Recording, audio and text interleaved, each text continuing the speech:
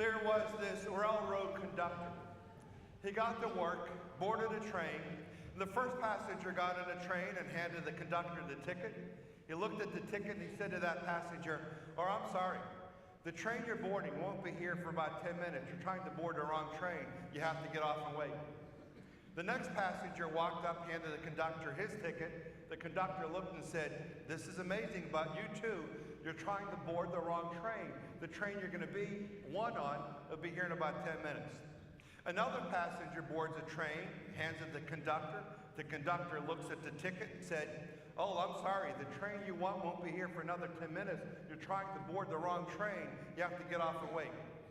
The conductor thought to himself, this seems very strange. So the conductor pulls out his ticket, and then he was surprised to find out he was on the wrong train. You see, that's what happens in life. When you point fingers at someone, you're wrong, you did this, you did that, typically 3 fingers are pointing back at you. And that's the key message of today's gospel reading, which comes out of the 8th chapter of John, verses 1 to 11 inclusive. Let's take a look at the very beginning of today's gospel reading. At the very beginning, verse 1 and 2, 8th chapter of John. There's going to be a very interesting nuance here, and it's something that the church even today subscribes to. Let's take a look. Jesus went out to the Mount of Olives. But early in the morning, he arrived again in the temple area, and all the people started coming to him, and he sat down and he taught them. You see in the Gospels, Matthew, Mark, Luke, and John, every time Jesus wanted to give a teaching, something he believed was very important, he always first sat down. And whenever he would sit down, that was a sign for his disciples, something important is coming our way. Now, Jesus wanted to teach the scribes and the Pharisees, but they weren't willing to learn. But he's trying to show them, I have an important message, so he sits down. It turns out the Beatitudes, 5th chapter of Matthew, verses 1 to 12. Jesus does not deliver the Beatitudes until he sits down first. Now, in the Catholic Church, the same thing occurs today. And the doctrine of infallibility, is the Pope infallible? Well, the answer is, on a day-to-day basis, yes, he is in fact fallible. On the doctrine of infallibility, whenever the Pope gives an official teaching of the church, he does so from his chair, which is known as the cathedra. It's known as an ex cathedra teaching, out of his chair. And whenever the Pope gives an official statement ex cathedra from his chair, out of the chair, those statements, those teachings are infallible. And he's only done that twice. With the doctrine of the Immaculate Conception back in the mid-1800s and the doctrine of the Assumption in 1950. There are only 2 infallible teachings of the Pope. So on a day-to-day basis, the Pope in fact can't make a mistake. It's only when he speaks from the chair, sitting down, and says this is an official teaching, that the teachings are infallible. Now, Jesus wants to teach the disciples, the scribes and the Pharisees, a powerful lesson, but they're not willing to learn. Let's take a look at the next section. Verse 3, 8th chapter. Then the scribes and the Pharisees brought a woman who had been caught in adultery and made her stand there in the middle. You see, what they want to make sure is they're not going to leave it to chance that Jesus knows about this woman. They're out to do one thing. They want to condemn this woman. They want Jesus to know about it. Jesus is sitting down because he wanted to teach. But the scribes and the Pharisees, they're not interested in learning from Jesus. They want to condemn this woman, so they have her stand there right in the middle of Jesus. Look what this woman did. Now they're going to explain to Jesus what this woman did. Let's take a look at the next section.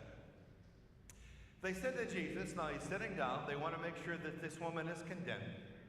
Teacher, this woman was caught in a very act of committing adultery. Now in the law, Moses commanded us to stone such women. What do you say? Now look at that section. There is something missing in that section. Do you see what's missing? Do you see it? There is a powerful section missing in that section. Well, what's missing? Now, let's double up to the first top half.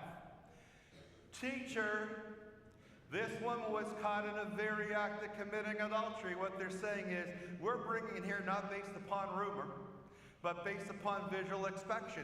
It was actually seen that this woman was caught in a very act of committing adultery. But what is missing here? What is it? The partner. You're exactly right. You talk about racial profiling. This is gender profiling. Where is the other person?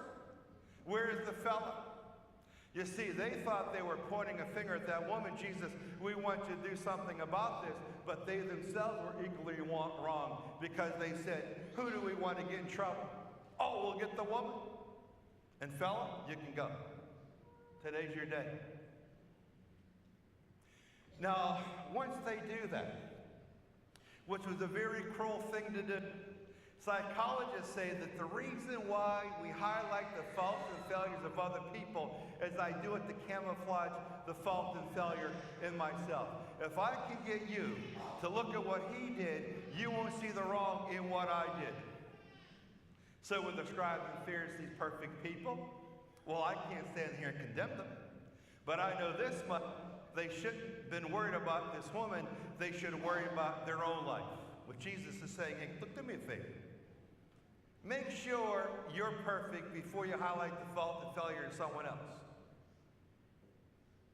Don't worry about what your neighbor does that is wrong. Worry about what you should do that is right. That's what Jesus is saying.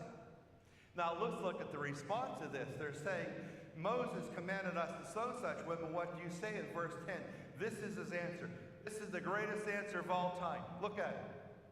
When they continued asking him, the scribes and Pharisees, what are you going to do about this, Jesus? Jesus straightened up and said to them, and what a powerful answer this is. If you ever want to quote scripture, this is the text you want to quote to a neighbor or someone you know that's telling you what you've done that's wrong. This is what you want to quote. The 10th verse of the 8th chapter of John. Look at the answer of Jesus. This is powerful. He isn't saying, I don't want you to stone this woman. He's giving them permission to stone the woman. Go ahead and stone her. But he has a codicil prior to the permission. Look at what he says. Let the one among you who is without sin be the first to throw a stone at her. You want to throw a stone at her? Go ahead. She should never have been engaged in that style of activity. But Jesus is saying prior to that, look, if you are perfect and you are without sin, pick up the stone, let her have it. Now the text continues on, but what I find amazing, you might remember when I read it, and then they went away one by one because they realized they're not perfect. And when they went away one by one, who left first? The elders. Did you remember that? Because the longer you live on the face of this earth, the greater chances you have of doing wrong. So if you're really young, maybe you haven't done anything wrong yet. But when you get to be older, you look back in your life, and maybe right now, you're like a little angel in your mid-80s. Everyone looks at you and thinks you're sweet and innocent, you've never done anything wrong. But maybe when you were 20 and 30 and 40, that might not have been the case. Right now, you got everyone fooled. Because people look at you and say, there's no way that little lady knows about, or that little man knows about naughty things. That's why the elders went away first. Because they had more opportunity to commit wrong, and then they realized, Jesus, on that statement, you got me. I should never walked up to show you this lady to make sure you saw this lady, because it turns out to be, I guess as I review my life, I am not perfect. I don't have a right to throw a stone at this lady because I have made my own mistakes. Maybe not that particular sin, but maybe many others, or maybe that one as well. That's a powerful gospel reading for all of us tonight. Because we have a tendency, not to say everyone, because exclusive statements have a tendency to be wrong. But a lot of us have a tendency to criticize, to condemn, to point fingers, to highlight the wrong of someone else, and Jesus is saying, that's okay to do only if you're perfect. And then we realize that, we say, well, I guess I can't say anything. I got to keep zipped. Because if I want to highlight the wrong in others, maybe someone else will take the opportunity to highlight and manifest the wrong that I've committed. I have to hope that all those who know what I did have died.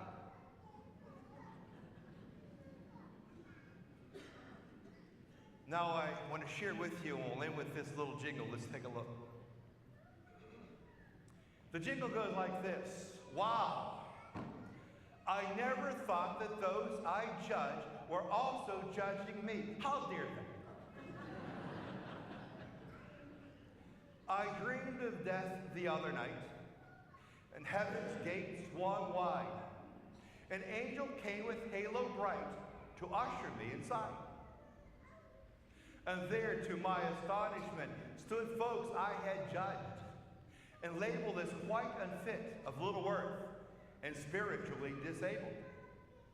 Indignant words rose to my lips, but never were set free, for every face shone stunned surprise, for not one expected me.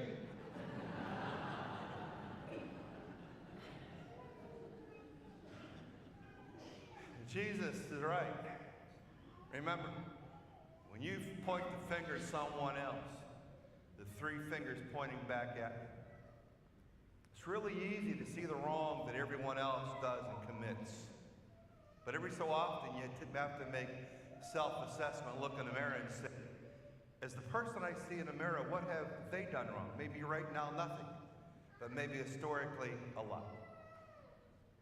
When you get to heaven, you might be surprised to see a lot of folks you thought were naughty there. But I guess they're going to be surprised to see you.